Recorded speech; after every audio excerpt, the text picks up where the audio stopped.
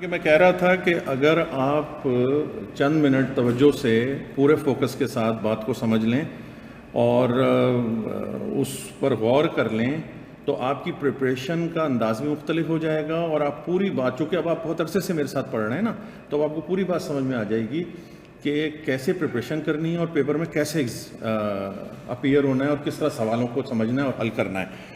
دیکھو یہ ایک کاپی ہے، یہ بالکل کتنی خوبصورت ہینڈ رائٹنگ ہے، بالکل ایسی لگ رہی ہے جیسے کہ موتی کی طرح بالکل لکھے ہوئے الفاظ، بعض تو ٹائپنگ کا گمان ہوتا ہے۔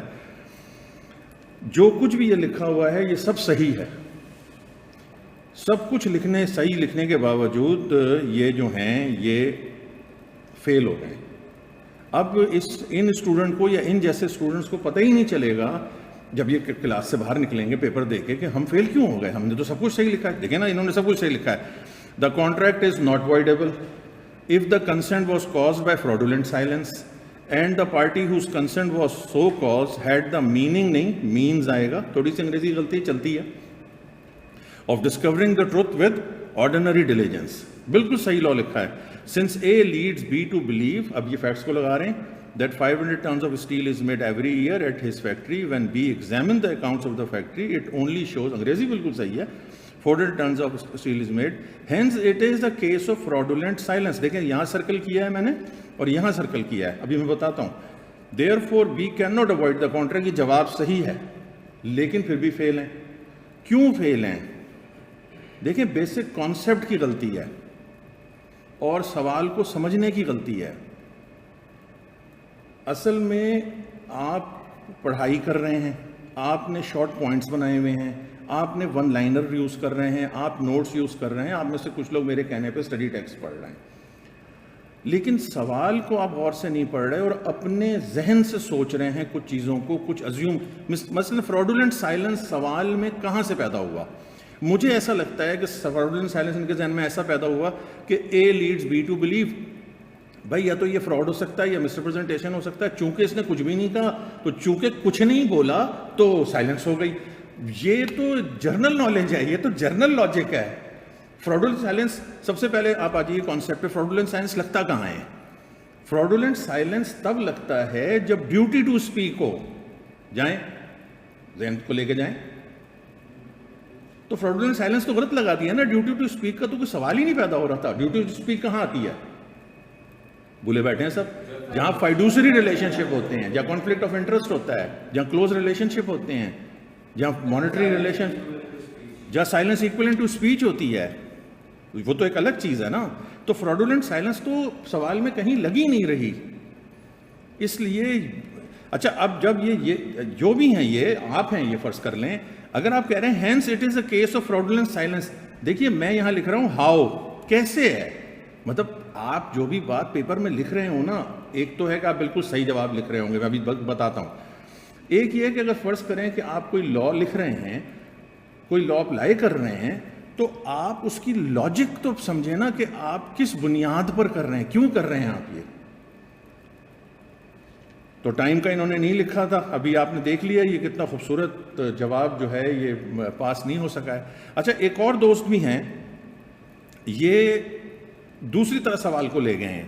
یہ سوال کو کس طرح لے گئے ہیں کہ suggestion of a fact which is, یہ بھی بالکل صحیح لکھا ہوا ہے لیکن یہ بھی فیل ہے، کوئی غلط انگریزی نہیں لکھی ہے، کوئی غلط لا نہیں لکھا ہے، لیکن آنسر نہیں ہے یہ۔ اچھا کیوں آنسر نہیں ہے؟ اس کی ذرا لاجیکل انالیسس دیکھیں، سوال کو سمجھیں۔ اس بات سے جب بھی آپ سوال حل کرنے کے لیے بیٹھیں تو آپ نے اسی طریقے سے اپنے ذہن کو اپلائی کرنا ہے اور بہت زیادہ نہیں لکھنا۔ یہ دیکھیں سجیشن آف اے فیکٹ، یہ پہلا والا پوائنٹ لے رہے ہیں، which is not true and who does not believe it to be true is a fraud. For example یہ فراڈ لے لیتے ہیں، چلو مان لیتے ہیں۔ اچھا اب انہوں نے فراڈ کی لاجک کیسے بنائی؟ انہوں نے کہا however fraud which does not cause the consent of the contract, کیونکہ انہوں نے کہا اس کو تو معلوم ہو گیا تھا تو اس لیے کنسنٹ جو ہے وہ فراڈ سے کاز ہی نہیں ہوئی۔ دیکھیں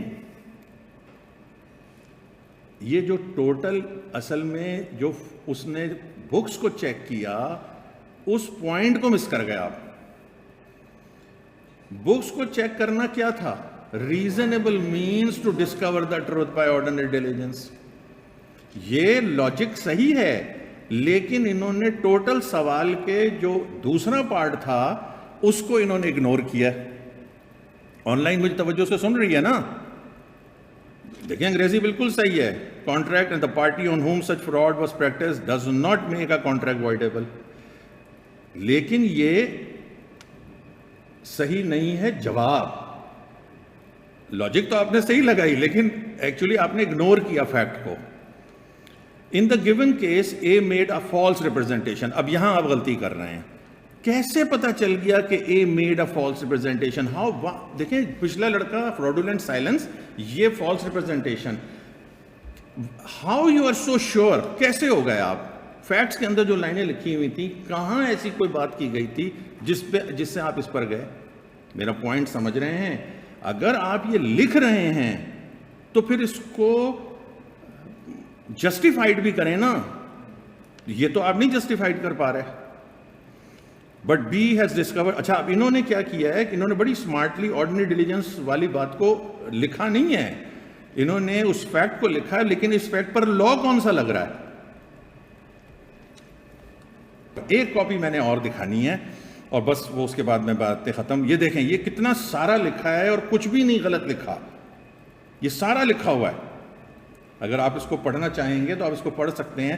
یہ دیکھیں یہ لکھا ہوا ہے پازیٹیو اسرشن. اگین کیوں لگا رہے ہیں آپ پازیٹیو اسرشن کا لا؟ ان 4 لائنوں میں کہاں یہ بات لکھی ہوئی ہے؟ اب میں تھوڑا سا ان باتوں کو سمرائز کر دوں. دیکھیے شروع سے میں کہہ رہا ہوں اور آنورڈز کے لیے بھی کہہ رہا ہوں، جب آپ کیف کے دوسرے پیپر دے رہے ہوں گے، جب آپ سی فیپ کے پیپر دے رہے ہوں گے، جب آپ فائنل کے پیپر دے رہے ہوں گے، سب سے اہم بات یہ ہے کہ آپ نے ان لائنوں ان ورڈز میں رہنا ہے جو ایگزامنر نے دی ہے. اور اس کے لیے سب سے بہتر چیز یہ ہے کہ آپ بغیر دیکھے ہوئے یعنی کہ آنسر کو دیکھے بغیر پریکٹس کوسچنز کو پوائنٹس کی شکل میں سالو کریں.